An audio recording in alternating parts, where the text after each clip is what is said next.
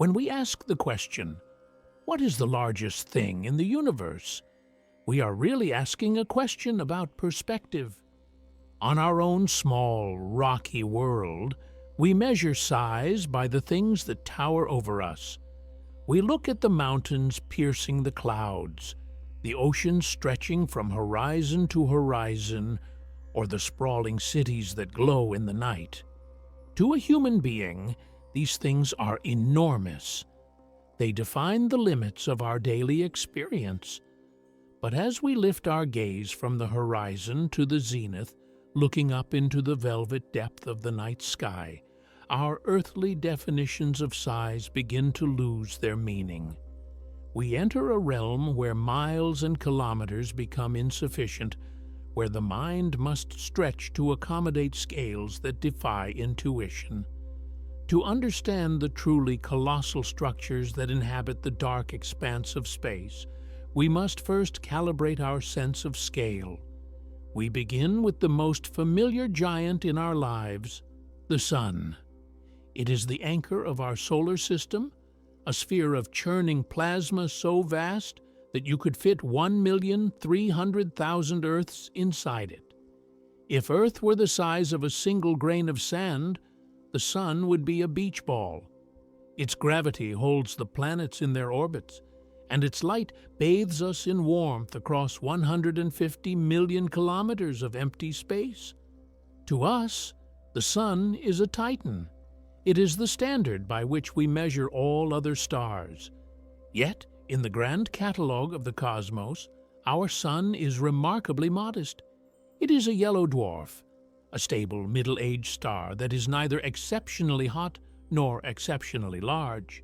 It is merely a stepping stone, a single grain of sand on a beach that stretches for infinity. To find the true giants, the stars that challenge the very laws of physics with their bulk, we must travel much deeper into the galaxy, peering through the curtains of interstellar dust to find the red supergiants. These are stars in the autumn of their lives. Having exhausted the hydrogen fuel in their cores, they have drifted away from the stability of their younger years. As the delicate balance between the inward pull of gravity and the outward push of nuclear fusion shifts, the cores of these stars contract and heat up, while their outer layers do something extraordinary. They expand. They swell outward, billowing into the vacuum of space like a balloon being inflated in slow motion. As they expand, they cool, their light shifting from the blinding blue-white of their youth to a deep, glowing embers red. One of the most famous of these giants sits in the constellation of Orion, the Hunter. Betelgeuse marks the Hunter's shoulder, a ruddy point of light that is clearly visible to the naked eye. It is a variable star, pulsing gently over hundreds of days. If you were to pluck Betelgeuse from the winter sky and place it at the center of our own solar system, replacing the Sun, it would not merely touch the orbit of Mercury or Venus, it would swallow them whole. Earth would be engulfed, and the star's fiery surface would extend out past the orbit of Mars and approach the realm of Jupiter. But even Betelgeuse is not the largest. It is merely the most familiar. To find the true record holders, we must look to stars that make Betelgeuse appear almost ordinary. We look toward the cluster known as Stephenson 2, located some 20,000 light-years away in the constellation Scutum. Here lies a star that pushes the boundaries of how large a star can theoretically be. Stephenson 2-18. Stephenson 2-18 is a red supergiant of staggering proportions. Current estimates suggest its radius is roughly 2,150 times that of the Sun. Numbers this large can be difficult to visualize, so let us return to our mental model of the solar system. If we placed Stephenson 2-18 at the center, its surface would not stop at Mars nor even at Jupiter. It would extend outward to engulf the orbit of Saturn. Imagine for a moment that you are a photon of light, a particle traveling at the fastest speed in the universe, 300,000 kilometers every second. If you were to travel around the equator of our Sun, the journey would take you roughly 14.5 seconds. It is a quick trip. Now, imagine traveling around the equator of Stephenson 218. That same journey, moving at the speed of light, would take you nearly 9 hours. If you were to fly a commercial passenger jet around this star, a journey that would take months around the Sun, it would take you over 1,000 years to complete a single lap around Stephenson 218. Generations of pilots would be born, live, and die before the circumnavigation was complete. The sheer volume of such a star is almost incomprehensible. You could fit roughly 10 billion suns inside Stephenson 218. It is a cavern of light and heat so vast that it rivals the volume of entire solar systems. And yet, the nature of this giant is not what we might expect. When we think of a star, we often imagine a dense, heavy ball of fire, like a solid sphere of lava. But red supergiants are not like that. They are tenuous, ethereal ghosts. Because the star has expanded so much, its mass is spread out over an enormous volume. The density of the outer layers of Stephenson 218 is incredibly low. In fact, the outer atmosphere of this star is a harder vacuum than the best vacuums we can create in laboratories on Earth. If you were to float near the surface of this star, there would be no sharp boundary where space ends and the star begins. There is no solid ground, no sudden wall of fire. Instead, you would find yourself drifting through a thickening fog of red-hot gas. As you descended deeper, the fog would grow denser and hotter, the red glow intensifying to a blinding luminance. But for millions of kilometers, you would be traveling through a star that is essentially a hot, glowing vacuum. This low density is what makes defining the exact size of these stars so difficult. They do not have a hard edge, they simply fade away into the interstellar medium, breathing out great winds of gas and dust that drift off to form new nebulae. They are less like billiard balls and more like glowing spherical clouds, held together by a gravity that is barely strong enough to keep the outer layers from drifting away entirely. These red supergiants are cool stars, at least in astronomical terms. While our Sun burns at a surface temperature of 5,500 degrees Celsius, a star like Stephenson 218 might be only 3,000 degrees. This relative coolness allows complex chemistry to happen in their outer atmospheres. Unlike the hot, sterile environment of the Sun, the outer winds of red supergiants are factories for molecules. Water vapor, carbon monoxide, and silicon monoxide have all been detected in the shells of gas surrounding these titans. They are cosmic cauldrons, brewing the heavy elements that will one day form planets. It is a peaceful, if somewhat melancholy, thought. These largest of stars are in their final chapters. Their immense size is a symptom of their impending end. They are burning through their fuel at a voracious rate, fusing helium into carbon, carbon into neon, and onwards up the periodic table in a desperate bid to maintain their equilibrium. The very vastness that awes us is a sign of a star running on borrowed time. The view from a planet orbiting such a star, if a planet could survive at a safe distance, would be a sight beyond imagination. The star would not be a small disk in the sky like our Sun. It would be a looming wall of red light, occupying a huge portion of the celestial dome. The days would be bathed in a twilight crimson, and the shadows would be soft and indistinct. The solar wind, a gentle breeze for our Sun, would be a gale-force torrent from a red supergiant, stripping away atmospheres and bombarding the system with dust and gas. But there are other ways to be large. While red supergiants claim the title for the largest radius, the sheer amount of space they take up, they are not necessarily the most massive stars. There are stars that are far heavier, packed with more material, yet physically smaller. These are the blue hypergiants and the Wolf-Rayet stars. They are hot, violent, and incredibly dense compared to the red giants.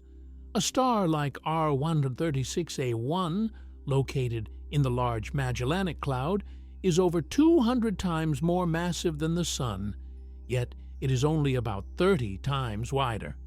It is a compact engine of destruction, shining with a brilliance that outstrips the red giants by orders of magnitude.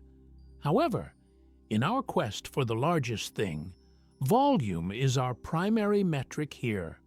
We are looking for the objects that displace the most space, the structures that dominate the void by their sheer physical extent. And by that measure, the red supergiants stand alone as the kings of the stellar population. They are the largest single objects in the universe that are held together by their own internal pressure against gravity, shining with their own light. Yet, even these titans have their limits. A star can only grow so big before it becomes unstable. If a red supergiant were to grow much larger than Stephenson 218, the gravity at its surface would be so weak that it could no longer hold onto its outer layers. The star would simply evaporate, blowing itself apart in a slow-motion wind until it shrunk back down to a manageable size. There is a natural ceiling to how large a star can be, a limit imposed by the balance of radiation and gravity. Nature, it seems, has a maximum allowance for these fiery spheres.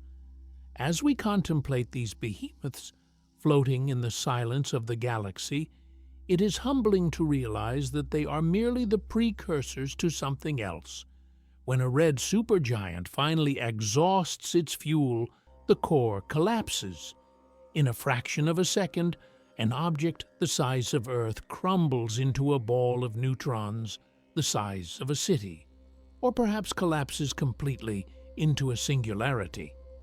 The outer layers are blasted apart in a supernova, a momentary flash that can outshine an entire galaxy. But the core remains, and in the case of the very largest stars, that core leaves behind a legacy of darkness.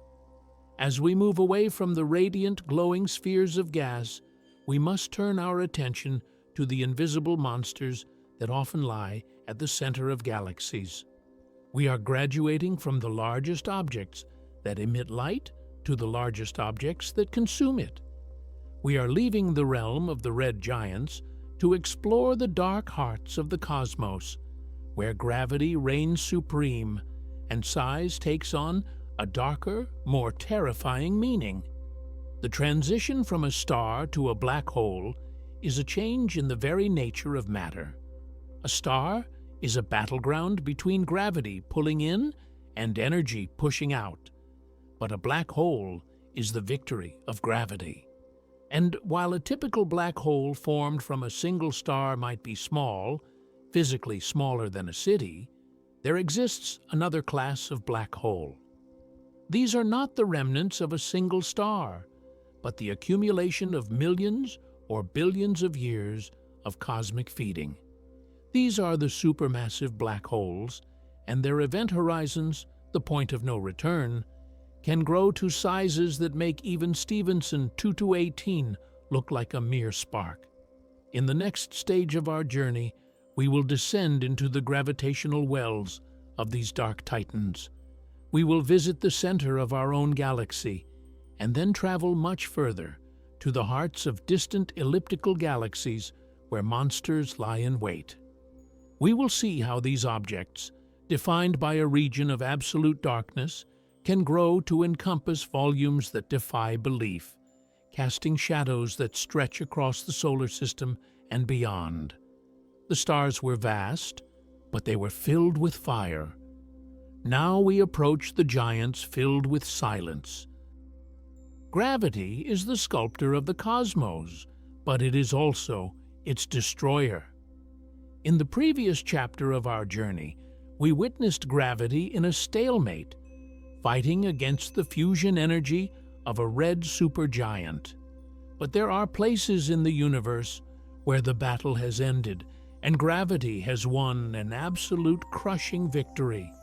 When the most massive stars die, or when vast clouds of primordial gas collapse directly under their own weight, they leave behind objects that puncture the fabric of space-time itself.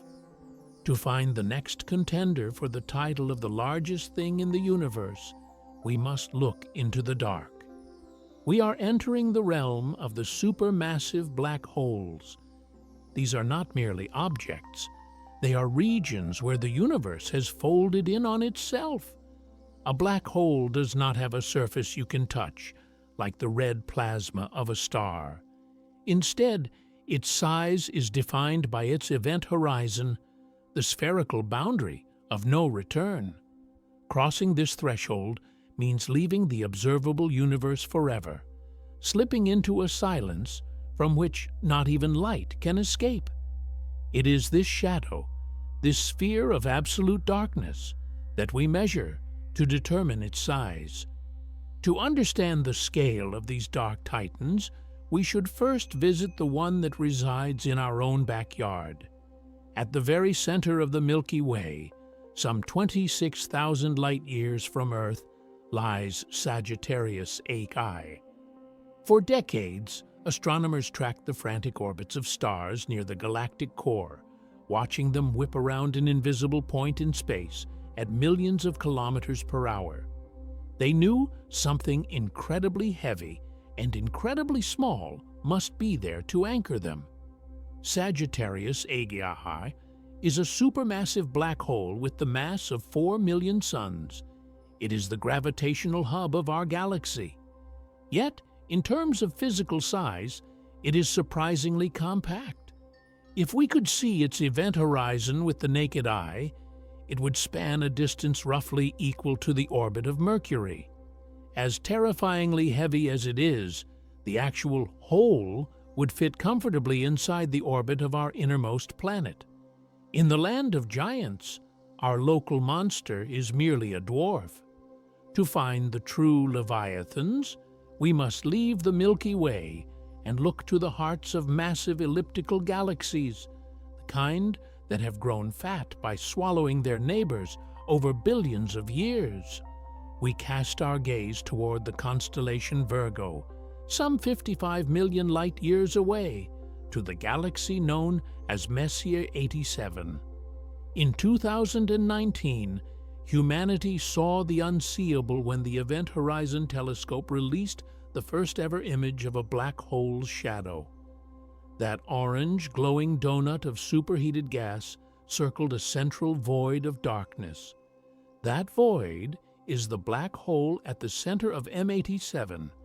It is a beast of a different order entirely. While our local black hole contains 4 million solar masses, the M87 black hole contains 6.5 billion. It is over 1,000 times more massive. Consequently, its physical size explodes outward. The event horizon of M87 is not the size of Mercury's orbit. It is larger than our entire solar system. If you were to place M87's black hole at the position of the Sun, the Earth would be deep inside it. Mars and Jupiter would be swallowed. Even Pluto, wandering in the cold, dark billions of kilometers away, would be hopelessly lost within the black interior. The Voyager 1 spacecraft, which has been traveling away from Earth for nearly 50 years and has entered interstellar space, would still be well inside the event horizon. To cross from one side of this shadow to the other at the speed of light would not take minutes or hours. It would take nearly a day. This is a sphere of darkness so large that it defies the human ability to contextualize it. It is a void that could swallow every planet, moon, asteroid, and comet that orbits our Sun, and still have room for thousands of other solar systems. And yet, remarkably, even M87 is not the largest. It is simply the one we could see most clearly. Deep in the distant universe, lurking in the centers of galaxies that formed when the cosmos was young, there are the ultra-massive black holes. The current record holder for the largest known black hole resides in a galaxy far beyond the reach of normal vision, over 10 billion light-years away in the constellation Canes Venatici. It is known by the catalog number TON 618. TON 618 is technically a quasar. It is a beacon of light shining across the universe with the luminosity of 100 trillion stars. But that light is the death cry of matter falling into the central abyss. The object powering this beacon is a black hole of terrifying proportions. Astronomers estimate that the black hole at the heart of TON 618 has a mass of 66 billion suns. It is heavier than the entire Milky Way galaxy was once thought to be, all compressed into a single dark sphere. The size of its event horizon is almost impossible to grasp. Let us return to our solar system for scale. The distance from the Earth to the Sun is 1 astronomical unit. Neptune, the farthest major planet, orbits at 30 astronomical units. The Voyager spacecraft is roughly 160 astronomical units away. The event horizon of TON 618 has a radius of 1,300 astronomical units. This means the diameter of this black hole is roughly 390 billion kilometers. If you were to replace the Sun with TON 618, the event horizon would not just swallow the planets, it would extend 40 times further out than Neptune. It would engulf the heliosphere, the protective bubble of solar wind that surrounds our system. It would reach out into the Oort cloud, the distant reservoir of comets that marks the true edge of the Sun's gravitational dominance. A beam of light, racing at the ultimate speed limit of the universe, would take weeks to cross the diameter of this black hole. If you were an astronaut floating just outside the event horizon, looking across the equator of the sphere, the curvature would be so subtle that the horizon might appear flat, like a dark, infinite ocean stretching out in all directions. The gravity here is absolute, but at the event horizon of such a colossal object, the tidal forces are surprisingly gentle because the singularity is so far away, billions of kilometers deep inside the hole. You could theoretically cross the threshold without being instantly torn apart. You would simply drift across an invisible line, and the sky behind you would slowly close up until you were floating in a universe of your own, cut off from the rest of creation forever. Surrounding this sphere of silence is the accretion disk, a swirling river of gas and dust waiting to be consumed. Because the black hole is so large, the disk itself is a structure of immense size. It glows with a heat generated by friction, shining so brightly that it can be seen from the other side of the universe. This is the paradox of the black hole. The largest, darkest things are often the centers of the brightest, most energetic displays in the cosmos. There are likely even larger monsters out there, waiting to be discovered. In the cluster of galaxies known as the Phoenix Cluster, there is evidence of a black hole that might reach 100 billion solar masses. Such an object would be so large that it would challenge our models of how black holes grow. It would be a stupendously large black hole or slab, a theoretical category for objects that are almost as large as small galaxies themselves. However, even with TON 618, we are seeing a shift in our definition of large. A star like Stephenson 218 is a cloud of gas held together by gravity. A black hole is something different. It is a geometric feature of space-time. Its size is a measure of the reach of its inescapable gravity. And while 390 billion kilometers is a number that numbs the mind, in the grand scheme of the universe, it is still a mere speck. Consider the galaxy in which TON 618 resides. Even a black hole of this magnitude is tiny compared to the galaxy that hosts it. The black hole might be weeks light wide, but the galaxy is tens of thousands of light years wide. The black hole is the anchor, the dark heart, but it is not the body. This realization forces us to expand our view once again. We have looked at individual objects, the single star, the single singularity, but the universe is rarely solitary. Gravity loves company. It pulls matter together, weaving solitary strands into vast tapestries. To find the next step up on the ladder of size, we must stop looking at the individual dots and start looking at the patterns they form. We must look at the islands of starlight. Galaxies are the cities of the universe. They are the majestic collections of stars, gas, dust, and dark matter that swirl through the void. They are immense, complex, and varied. And just as there are dwarf stars and giant stars, there are dwarf galaxies and monster galaxies. The Milky Way, our home, is a large spiral, a respectable metropolis of several 100 billion stars. But out in the deep ocean of space, there are leviathans that make the Milky Way look like a quaint village. As we leave the event horizon behind, moving outward past the accretion disk and the torus of dust, we find ourselves drifting into the halo of the galaxy itself. Here, the scale shifts from billions of kilometers to hundreds of thousands of light years. We are no longer measuring in minutes or days of light travel time. We are measuring in eons. The jump in scale from a black hole to a galaxy is one of the most profound leaps in our journey. TON 618 is a giant, yes, but it is a giant that fits inside a much larger house. And some of those houses are so expansive that they seem to have no edges at all, fading gently into the intergalactic night over distances that would take a beam of light millions of years to traverse. Let us turn our telescopes to these islands of light. Let us explore the spiral arms that stretch for eternities and the elliptical giants that sit like bloated spiders at the centers of cosmic webs.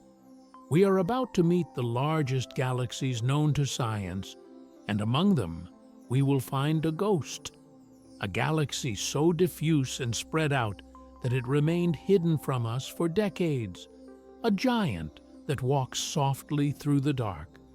To leave the event horizon of a supermassive black hole is to emerge from a cave of absolute darkness into a field of fireflies. As we pull back from the singularity, the accretion disk fades from a blinding ring of fire to a mere pinprick of light, eventually becoming indistinguishable from the billions of other stars surrounding it. We have entered the domain of the galaxy. If a star is a solitary campfire in the wilderness, a galaxy is a sprawling metropolis, a vast archipelago of light, drifting in the cosmic ocean. These are the primary structures of the visible universe, the majestic swirls and clouds that house the stars, the planets, and the nebula. To the human eye, looking up from a dark field on a clear night, the Milky Way appears as a spilled band of milk, a dusty river crossing the sky. But if we could step outside of it, viewing it from the intergalactic void, we would see a magnificent spiral, a pinwheel of blue and gold rotating with a slow, majestic grace. Our home galaxy is a significant structure in its own right. From one edge of its stellar disk to the other, the Milky Way spans roughly 100,000 light years. To grasp this distance, consider that a beam of light, which could circle the Earth 7 times in a single second, would need 1,000 centuries to cross our galaxy. It is a distance that renders human history a mere blink of an eye. The light reaching us from the far side of the Milky Way began its journey when our ancestors were just learning to strike stones together to make fire. For a long time, we believed our galaxy was the entirety of the universe. It was the island universe, solitary and complete. But we now know it is just one of many. And as is the pattern in this journey, our home is dwarfed by the giants that reside in the deep. The nearest major neighbor to us is the Andromeda Galaxy. It is a spiral like our own, but larger, containing perhaps 1 trillion stars compared to our few 100 billion. But even Andromeda, majestic as it is merely a standard-sized citizen of the cosmos. To find the true leviathans, we must look away from the elegant spirals with their delicate arms of blue young stars and dust. We must look to the ellipticals. Elliptical galaxies are the elders of the universe. They are often shaped like rugby balls or vast, fuzzy spheres. They lack the spiraling arms and the bright nurseries of star formation found in galaxies like the Milky Way. Instead, they are golden and red, filled with ancient stars that have been burning for billions of years. They are often the product of collisions, when 2 spiral galaxies crash into one another over eons. Their delicate structures are shredded and reformed into a single, massive blob of starlight. The reigning champion of these elliptical giants is a galaxy known as IC1101. Located over 1 billion light-years away in the constellation Virgo, IC1101 sits at the center of a massive cluster of galaxies called Abell 2029. It is the king on the mountain, a gravitational anchor that has grown fat by consuming its smaller neighbors. Through the lens of a telescope, it does not look particularly dramatic, just a soft, glowing smudge of yellow light. But the scale of that smudge is terrifying.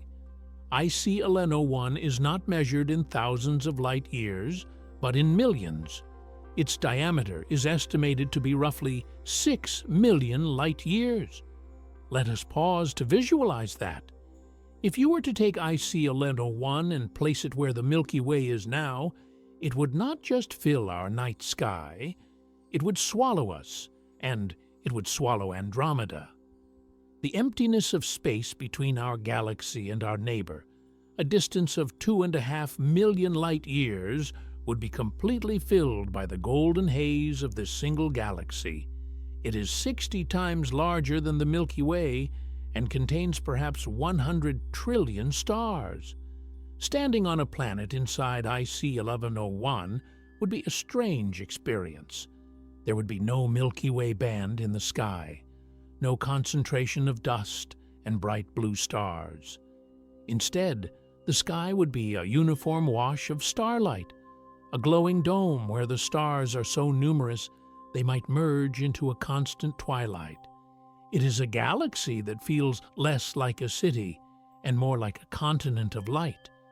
But size in the universe can be deceptive. Brightness is not always the best measure of mass or extent.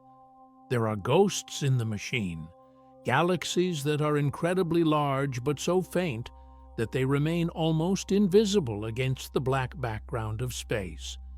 These are the low-surface brightness galaxies, and the king of these ghosts is Malin 1.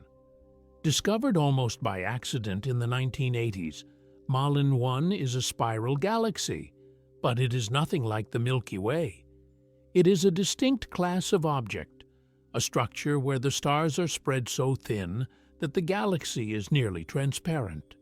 The core of Malin 1 is bright and relatively normal, but surrounding it is a disk of gas and sparse stars that extends outward for enormous distances.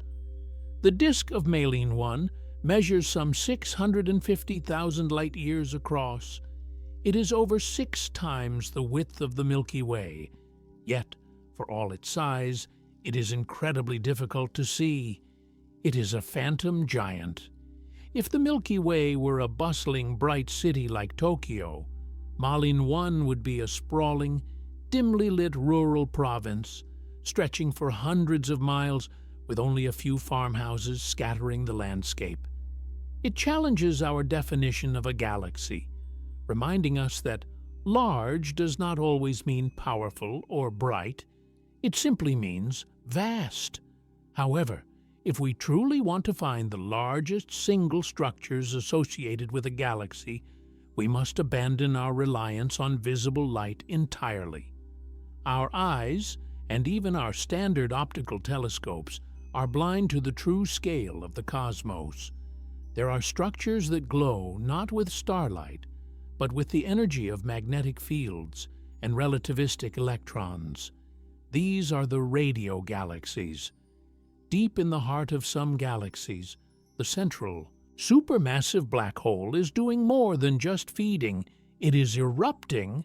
It spins and churns, acting as a cosmic engine that drives powerful jets of plasma outward at nearly the speed of light. These jets punch through the galaxy, escaping the pull of the stars and the gas, and travel out into the intergalactic void. When these jets finally slow down, they billow out into massive plumes like smoke from a factory chimney, but on a galactic scale. These plumes, or lobes, do not shine in visible light. They are dark to the human eye, but if you look at them with a radio telescope, they burn with a fierce intensity. In 2022, astronomers described a radio galaxy that shattered all previous records. It is named Alcyoneus, after the giant of Greek mythology who fought the gods. Invisible light, the host galaxy of Alcyoneus, is a standard, unremarkable elliptical galaxy, a tiny dot of light some 3 billion light-years away. But when viewed in the radio spectrum, the truth is revealed. Erupting from this tiny dot are 2 colossal jets that expand into giant lobes of plasma.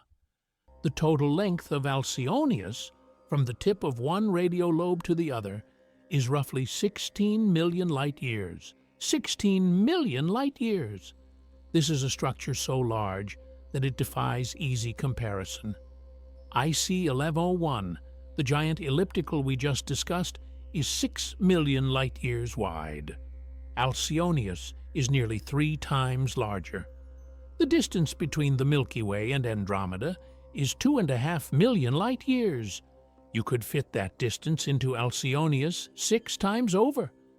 This structure is a single, coherent object. It is generated by a single machine, the black hole at its center. The plasma flowing through these lobes is connected, part of a single physical process. It is the largest known single thing generated by a galaxy. Imagine the view if our eyes could see radio waves. If the host galaxy of Alcyoneus were placed at the distance of the Andromeda galaxy, the radio lobes would span a huge portion of the sky, larger than the full moon, glowing with an eerie, invisible fire. It would look like a cosmic dumbbell, a structure of immense power bridging the void. What allows Alcyoneus to grow so large? It is likely a combination of a powerful central engine and a very empty environment.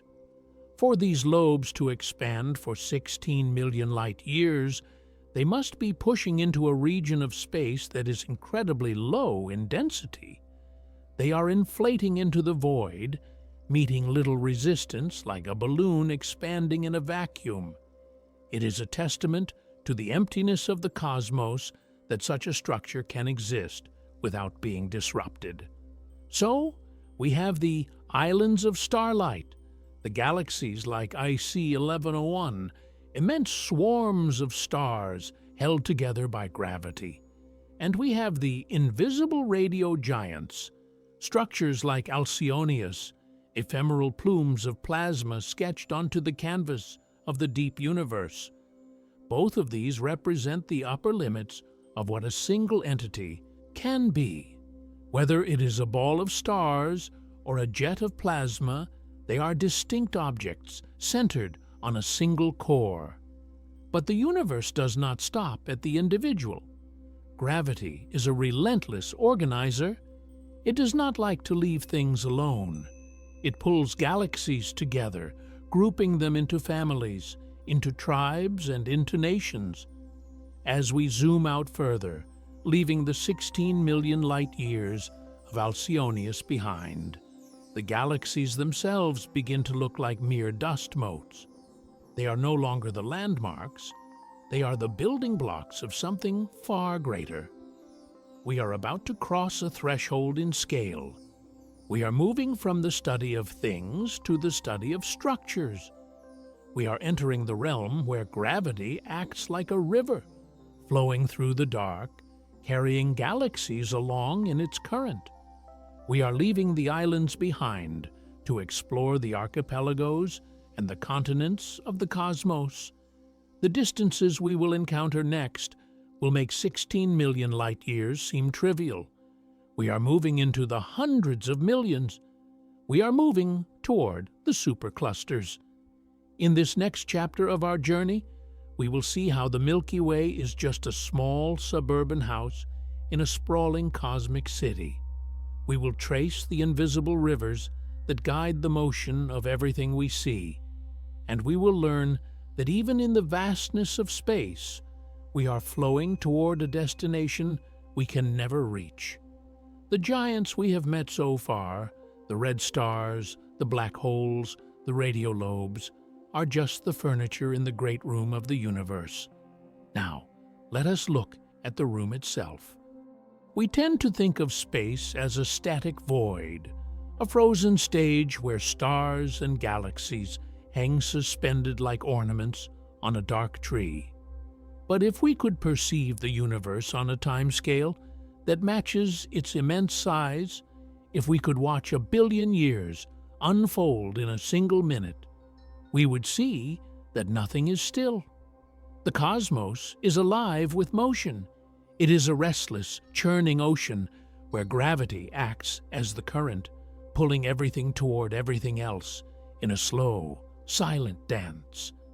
As we pull back from the individual giants, the radiolobes of Alcyoneus and the bloated sphere of IC Alano 1, we begin to see the company they keep. Just as stars gather to form galaxies, galaxies gather to form groups and clusters. Our own Milky Way is not a solitary wanderer. We are part of a small family known as the Local Group, a collection of some 50 or so galaxies. The two largest members, our Milky Way and the Andromeda Galaxy, are locked in a gravitational embrace, falling toward one another at 110 kilometers every second. In a few billion years, they will merge, losing their individual identities to become a single, larger elliptical galaxy. But even the Local Group is just a small suburban neighborhood on the edge of a much larger metropolis. If we look out into the constellation Virgo, we see a swarm of 2,000 galaxies buzzing around a common center of gravity. This is the Virgo cluster, a dense knot of matter some 50 million light-years away. For a long time, astronomers viewed the Virgo cluster as the downtown of our local region, the massive anchor that kept us from drifting aimlessly. However, in recent decades, our map of the universe has undergone a radical transformation. We have realized that the Virgo cluster and our own Local Group are merely small knots in a tapestry that is far more vast than we imagined. We are not just a cluster, we are part of a supercluster. Superclusters are the largest known structures in the universe that are gravitationally associated. They are the continent-sized assemblies of galaxy groups and clusters, spanning hundreds of millions of light-years. But defining them is difficult. Where does one cloud of galaxies end and another begin. In the endless dark, there are no border walls, no painted lines on the ground. To solve this, astronomers in 2014 proposed a new way of mapping the universe. Instead of just looking at where galaxies are, they decided to look at where galaxies are going. They mapped the flows of gravity. Imagine a landscape of hills and valleys on Earth.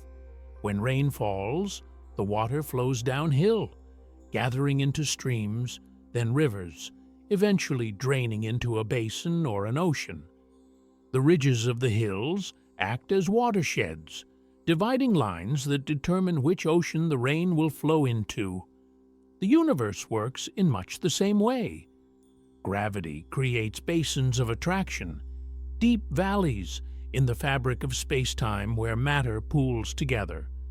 By tracing the velocities of thousands of galaxies, subtracting the general expansion of the universe, scientists found the rivers of gravity that are carrying us. They discovered that the Milky Way, the Virgo cluster, and thousands of other groups are all flowing along invisible currents toward a single destination. We are all part of a colossal watershed, a coherent structure of flowing matter that has been named Laniakea. The name comes from the Hawaiian words for immeasurable heaven, and it is fitting. Laniakea is a titan among titans. It stretches across 520 million light-years of space. It contains the mass of 100,000 galaxies, all sliding along the gravitational slopes toward a central valley.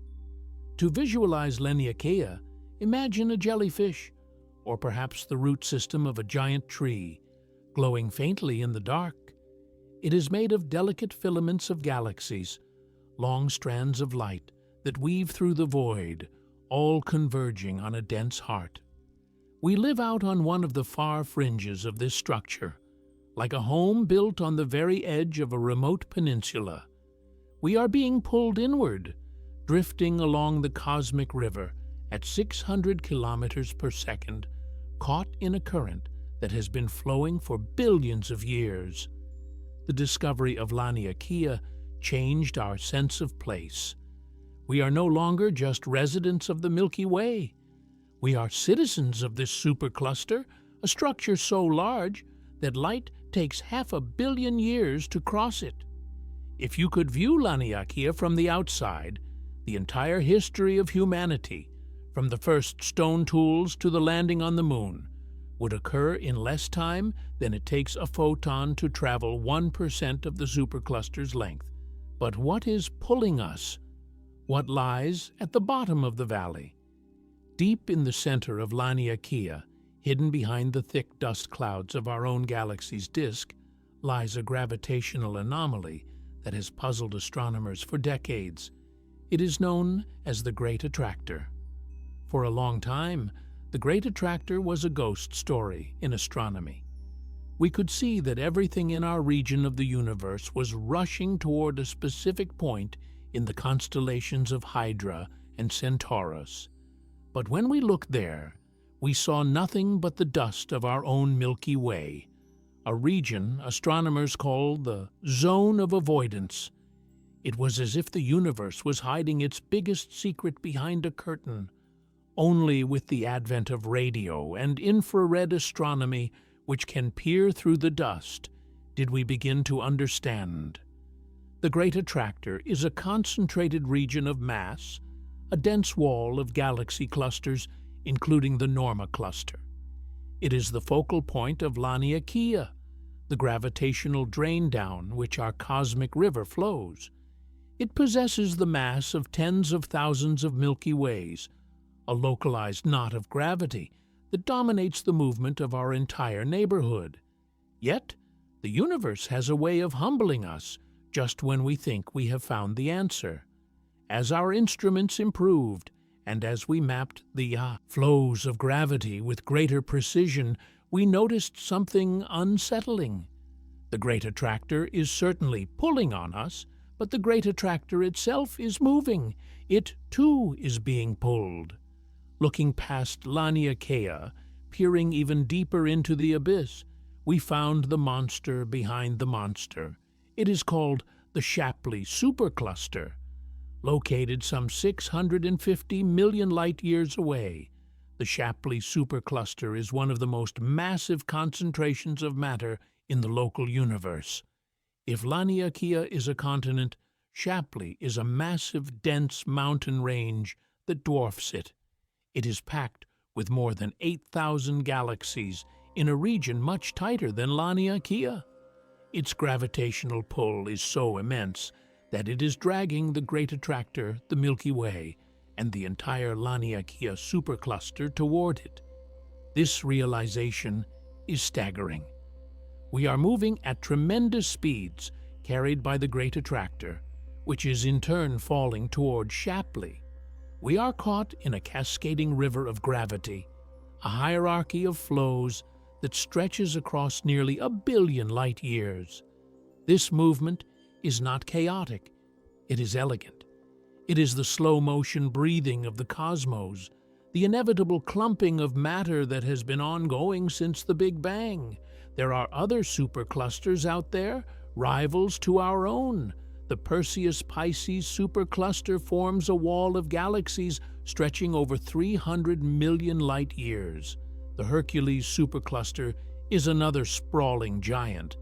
And in 2017, astronomers identified the Saraswati Supercluster, a massive structure 4 billion light-years away, stretching for 600 million light-years. These are the empires of the universe, the great powers that divide up the volume of space. However, there is a nuance to these giants. While we call them structures, they are not bound together in the same way a planet or a galaxy is. The Earth is held together by gravity. It is a solid object. A galaxy is held together by gravity. The stars will orbit the center forever. But superclusters like Laniakea are different. They are fighting a losing battle. The universe is expanding. The space between galaxies is stretching, pushing things apart. Gravity tries to pull things together, while the expansion of the universe tries to tear them apart. For objects like the Earth or the Milky Way, gravity is strong enough to win. We will stay together. But superclusters are so large, spanning 500 million light-years or more, that gravity is weak across such vast distances. In the far future, billions of years from now, the expansion of the universe will accelerate due to dark energy. It will eventually overpower the gentle tug of gravity that holds Laniakea together. The immeasurable heaven will be torn apart. The rivers will dry up. The clusters will drift away from one another, becoming isolated islands in an ever-expanding dark. So, when we look at a supercluster, we are looking at something ephemeral. We are seeing a snapshot of a structure that exists only for a specific era in cosmic history. It is a gathering of galaxies before the Great Dispersal.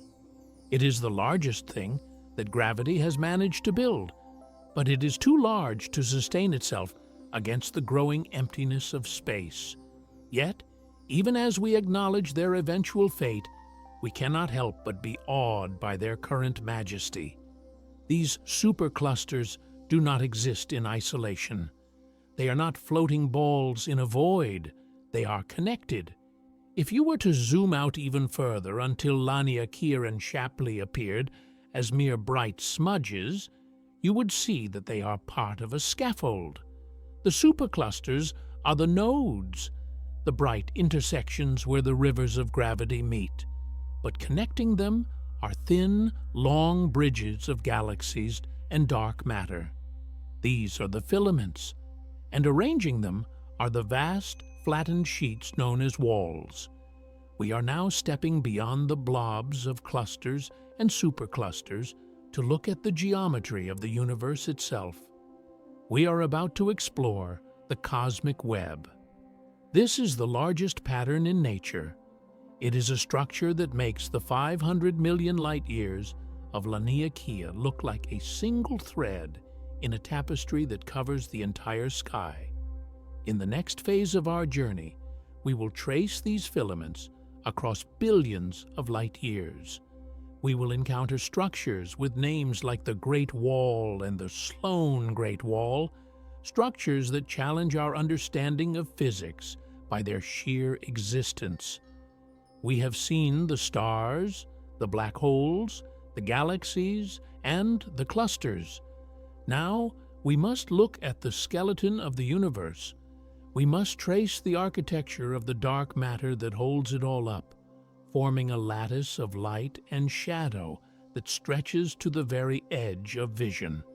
If you were to step back from the universe, far enough back that the blazing superclusters like Laniakea and Shapley appeared as mere motes of dust, you would witness a transformation in the texture of the cosmos. Up until this point, we have looked at the universe as a collection of islands, whether they be islands of stars or islands of galaxies. We have grouped them into clusters and superclusters, imagining them as dense balls of light floating in a vacuum. But this view is incomplete. The universe is not a collection of isolated objects. It is a single, continuous fabric. As we adjust our eyes to this grandest of scales, the darkness of space begins to take shape. We see that the superclusters are not lonely giants. They are the knots, the dense intersections where great rivers of matter collide. Connecting them, stretching across the abyss for hundreds of millions of light years, are the filaments. These are the cosmic highways. They are long, slender threads of gas and dark matter that weave the universe together. They are the pipelines that feed the clusters, funneling gas from the empty regions of space into the bustling metropolitan centers where galaxies grow and merge. The universe at this scale looks remarkably like a biological structure. It resembles the neural network of a human brain, or the intricate mycelial web of a fungus spreading through soil. It is a lattice of light and shadow, a structure known as the cosmic web. The filaments are the most common environment in the universe for a galaxy to call home. While the clusters are crowded and chaotic, the filaments are the quiet suburbs, the long roads where galaxies are strung out like pearls on a necklace. These threads can be tens of millions of light years long, yet they are thin, tenuous bridges compared to the massive walls they eventually form. When these filaments align, when gravity herds them together into vast, flattened sheets of matter, we encounter the true titans of cosmic architecture. We encounter the galaxy walls. A galaxy wall is exactly what it sounds like. It is a barrier of bright galaxies that walls off one section of the universe from another. These are not thick, three-dimensional blobs like the superclusters. They are sheets. They have length and width, but they are relatively thin, like a membrane of light stretched tight across the dark. The discovery of these walls was a shock to the scientific community. For much of the 20th century, astronomers believed that on the largest scales the universe was smooth and random. They thought that if you looked at a large enough volume of space, the galaxies would be scattered evenly, like sand grains in a box. But in 1989, two astronomers, Margaret Geller and John Hucra, pointed their telescopes at a slice of the northern sky and began to map the distance to every galaxy they could find. They did not find a random scatter. As the data points accumulated on their charts, a pattern emerged from the noise. They saw a stick figure shape, a massive, coherent structure of galaxies standing out against the void. It was a wall of galaxies stretching for 500 million light years, while being only 15 million light-years thick. They called it the Great Wall. Today, to distinguish it from later discoveries, we call it the CFA2 Great Wall. At the time of its discovery, it was the largest known structure in the universe. It shattered the idea of a smooth cosmos. It showed us that gravity could organize matter across 500 million light-years. If the Milky Way is a house and the local group is a cul-de-sac, the Great Wall is a mountain range stretching from horizon to horizon. But as our telescopes improved and our surveys dug deeper into the ancient light of the cosmos, the CFA2 Great Wall was soon surpassed. In 2003, the Sloan Digital Sky Survey, a massive project dedicated to mapping the three-dimensional structure of the universe, revealed a monster that made the earlier Great Wall look like a garden fence. They found the Sloan Great Wall. Located 1 billion light-years away from Earth, the Sloan Great Wall is a towering rampart of galaxies. It is not a single solid object, but a complex association of superclusters and filaments moving together. Its length is staggering, 1.4 billion light-years. To travel from one end of the Sloan Great Wall to the other at the speed of light would take 1.5 billion years. During that transit time on Earth, single-celled life could evolve into dinosaurs, and dinosaurs could evolve into birds, and humanity could rise and fall 12 times over. The structure is so large that it challenges the human capacity for measurement. It contains thousands of galaxies, each one a universe of stars in its own right, all locked into this single, grim fortification of gravity. The existence of the Sloan Great Wall forced cosmologists to reconsider their models of the early universe. How could gravity, which is a weak force over long distances, have had enough time since the Big Bang to assemble something this big? The universe is only 13.8 billion years old. Building a wall that is 1.4 billion light-years long requires a coordinated movement of matter that seems almost impossibly fast. It suggests that the seeds of this structure were planted in the very first moments of creation, tiny quantum fluctuations that were stretched by cosmic inflation into these colossal ribbons of destiny. And yet, the universe was not done revealing its secrets. The Sloan Great Wall held the record for a decade, a solitary giant reigning over the deep surveys. But we eventually found ways to look even further, beyond the reach of conventional optical telescopes that count individual galaxies. We began to look for the most violent events in the universe to light the way. We looked for gamma-ray bursts. These are the brightest electromagnetic events known to occur. They are brief, intense flashes of high-energy radiation released when a massive star collapses into a black hole or when two neutron stars collide. Because they are so bright, they can be seen from the very edge of the observable universe. They act as lighthouses, marking the location of distant galaxies that would otherwise be too faint to see. In 2013, astronomers mapping the locations of these bursts noticed a strange clustering in the data. Gamma-ray bursts should be random. They should happen anywhere, anytime. But in the constellations of Hercules and Corona Borealis, there was a surplus. A statistically improbable grouping of these explosions appeared to be coming from the same region of the sky, at roughly the same distance, about 10 billion light-years away. If these bursts were tracing the matter of the underlying galaxies, then they were revealing a structure of mind-bending proportions. They were outlining a filament or a wall that dwarfed everything found before. This is the Hercules-Corona Borealis Great Wall. If the estimates are correct, This structure spans 10 billion light years. Let us pause to let that number sink in. The observable universe, the entire bubble of space from which light has had time to reach us since the beginning of time, is roughly 93 billion light years in diameter.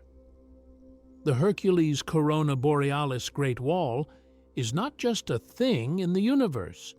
It represents a significant percentage of the universe's total diameter. It spans more than 10% of the observable horizon.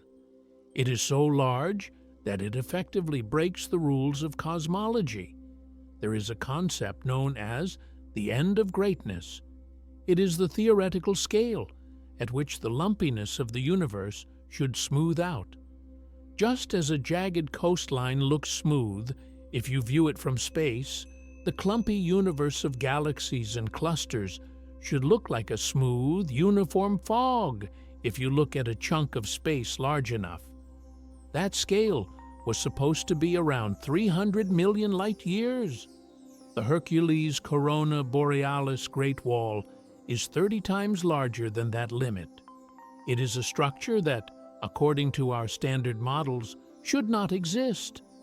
There simply should not have been enough time in the history of the universe for gravity to pull matter together across 10 billion light years. It is a mystery that sits at the very edge of our understanding, a hint that perhaps the universe has organized itself in ways we have yet to comprehend. Of course, we must be careful. We cannot see this wall with our eyes, or even as a continuous smear of light like a nebula. It is a statistical ghost, defined by the grouping of rare explosions. Some astronomers argue that it may not be a single bound structure, but rather a chance alignment of several smaller walls and voids, a trick of perspective like constellations in the night sky. But even if it is a chance alignment, it represents a concentration of matter on a scale that defies belief. What is this wall made of? Like the filaments and the superclusters before it, it is mostly not made of stars. The glowing galaxies we see, even the billions of them that would reside in such a wall, are merely the Christmas lights strung up on a massive invisible tree.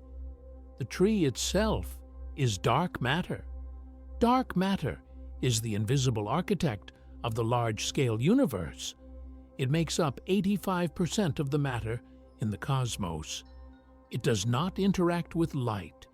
It does not shine, reflect, or cast a shadow.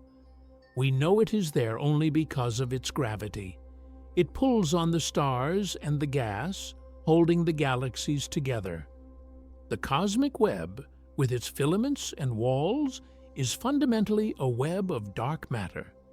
The visible universe, the protons, electrons, stars, planets, and people, is just a thin coating of baryonic matter that has fallen into the gravitational wells of the dark matter scaffolding.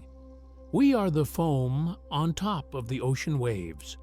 The great walls are actually vast ridges of dark matter, ripples in the invisible fluid of the cosmos, and the galaxies are just the bioluminescent plankton drifting along those ridges. To envision the Hercules-Corona Borealis Great Wall is to envision a ridge of invisible mass stretching across 1/10 of the sky, a backbone of the universe itself. It is a relic of the Big Bang, a frozen sound wave from the moment of creation that has gathered matter to itself for 10 billion years. As we contemplate these walls, we realize that they define the shape of space. But a wall, by definition, separates things. A web is defined not just by the threads, but by the gaps between the threads. If the universe is composed of these colossal sheets of light and dark matter, stretching for billions of light years, then what lies between them? We have spent our journey looking for the presence of things. We have looked for the largest star, the largest black hole, the largest galaxy, and the largest wall. We have been obsessed with matter, with substance, with the somethingness of the universe. But we cannot understand the structure of the cosmos without understanding the silence that surrounds it. The architecture of the universe is not just walls, it is a honeycomb, and inside the cells of that honeycomb there is a profound and terrifying emptiness. These are the regions where the filaments do not go. They are the places where gravity has lost its grip, where the universe has been hollowed out. As we leave the dazzling scale of the Hercules-Corona Borealis Great Wall, we must turn our gaze away from the light and peer into the abyss. We are about to enter the voids. These are not merely spaces between stars, they are the largest regions of nothingness in existence. And in a strange paradox, these regions of emptiness may well be the largest distinct things the universe has to offer. A wall is defined by its matter. A void is defined by its lack of it. And, just as the walls have grown to impossible sizes, the voids have expanded to become vast chasms of darkness, millions of light years across, pushing the walls apart, dominating the volume of the universe. We are leaving the city lights of the galaxies behind to walk into the desert of the deep cosmos. We have spent our journey constructing a map of the universe using the ink of matter. We have traced the glowing lines of filaments, the dense knots of superclusters, and the towering ramparts of galaxy walls. We have built a cosmos defined by presence, by the heat of stars, the spin of black holes, and the gravity of dark matter. But a map is defined as much by the empty parchment as it is by the ink. To truly understand the scale of the universe, we must now turn our attention to the silence that lies between the structures. We must look at the empty spaces. In the architecture of the cosmic web, the filaments and walls act as the boundaries of vast, spherical regions where almost nothing exists. These are the cosmic voids. They are the expansive caverns of the universe, the giant bubbles of emptiness that dominate the volume of the cosmos. While the walls are the largest structures of matter, the voids are the largest structures of space. Imagine standing in a dense forest. The trees are thick around you, blocking the sky. That is life inside a galaxy cluster or a filament. Now, imagine walking out of the forest onto the edge of a canyon so wide that you cannot see the other side. The air is thin, the ground is barren, the sounds of the forest have vanished. That is a cosmic void. The most famous of these desolate regions lies in the direction of the constellation Boötes the herdsman. It is known simply as the Boötes Void, or sometimes the Great Nothing. Discovered in 1981, it is a sphere of space roughly 330 million light-years in diameter. To grasp how empty the Boötes Void is, we must look at the density of our own neighborhood. In a region of space that size, we would typically expect to find thousands of galaxies. In the Boötes Void, we have found fewer than 60. It is a region of almost perfect vacuum. If you were to take a cubic light-year of space from this void, you might not find a single particle of matter in it for millions of years. There is a famous thought experiment regarding this void. If the Milky Way had been located in the very center of the Boötes Void, rather than in the crowded local group, the history of astronomy would have been radically different. For most of human history, we would have believed that our galaxy was the only object in existence. The nearest neighbors would have been so distant, and their light so faint, that we would not have discovered other galaxies until the 1960s. We would have looked out into the night and seen only our own stars, surrounded by an eternal, featureless black. The expansion of the universe, the Big Bang, and the cosmic web would have remained hidden from us, shrouded in the isolation of the void. But the Boötes Void is not the only giant. As we map more of the sky, we find that these bubbles are everywhere, pushing the filaments apart. And there is one void that challenges the very limits of possibility, a region so vast and so cold that it has imprinted itself on the oldest light in the universe. This is the Eridanus Supervoid. Its discovery began with a mystery. When astronomers looked at the cosmic microwave background, the afterglow of the Big Bang, they found a spot in the southern hemisphere that was significantly colder than the rest of the sky. This cold spot could not be explained by standard models. Then, counting the galaxies in that direction, they found a correlation. In the same region as the cold spot, there was a massive underdensity of galaxies. The Eridanus Supervoid is a cavern of emptiness that may stretch for 1 billion light years. It is a hole in the universe so large that it affects the light passing through it. As photons from the Big Bang enter this void, they have to climb out of a gravitational well to exit it. Because the universe is expanding while they travel, the void grows, and the hill they have to climb becomes slightly steeper than the hill they slid down. The photons lose energy. They cool down. The cold spot in the ancient background radiation is essentially a shadow cast by 1 billion light years of nothingness.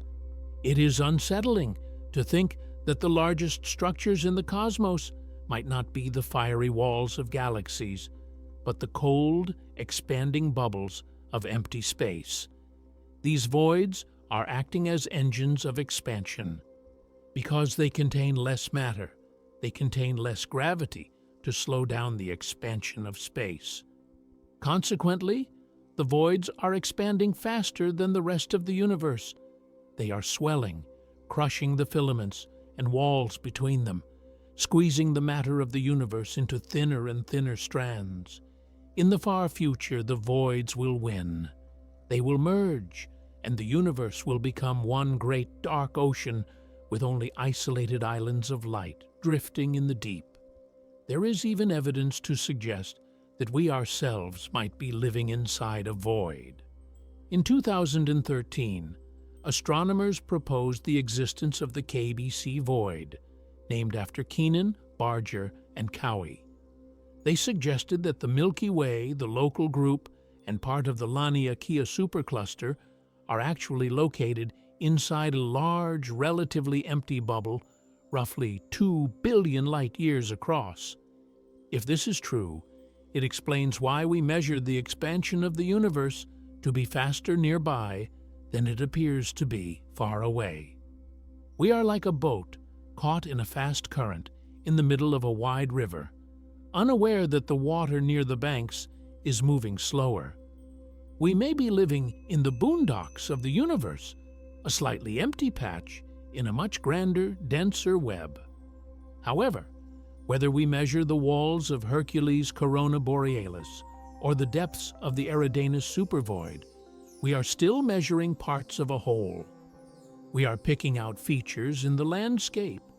But if we want to answer the question, what is the largest thing in the universe? In the most absolute sense, we must look at the container itself. We must look at the observable universe. This is the ultimate limit. It is the hard ceiling of our reality. The observable universe is a sphere centered on Earth, defined by the distance light has been able to travel since the beginning of time. It is not the edge of the universe itself.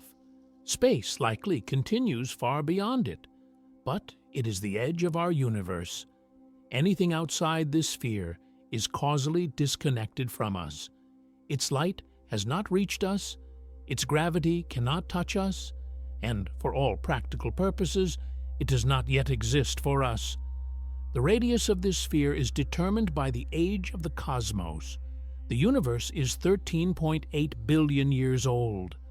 One might assume, then, that the radius of the observable universe is 13.8 billion light-years. But this assumes a static universe. We live in an expanding one.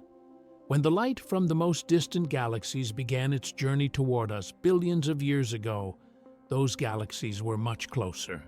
But in the time it took for the light to travel, space itself expanded, carrying those galaxies away from us at tremendous speeds. The light has finally arrived, but the source is now gone, pushed deep into the dark. Because of this expansion, the edge of the observable universe is not 13 billion light-years away.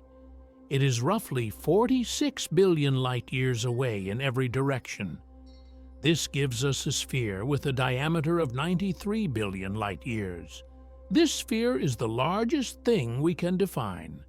It contains everything we have discussed: the red supergiant stars, the black holes like TON 618, the giant radio galaxies like Alcyoneus, the superclusters like Laniakea and the Great Walls.